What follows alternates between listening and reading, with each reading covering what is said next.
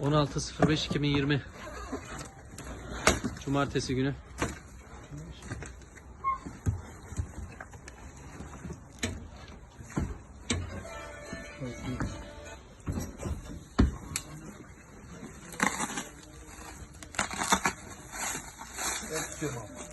Ver bana. Ver.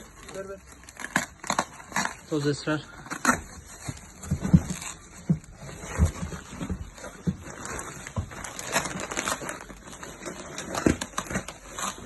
Esrar maddesi.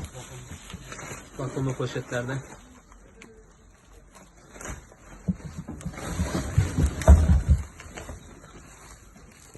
Toz esrar. Şöyle çekeyim.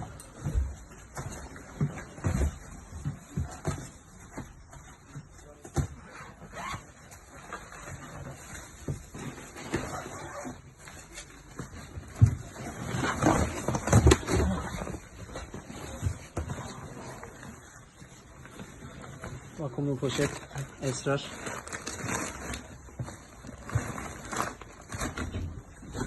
Şunu açtın mı abi?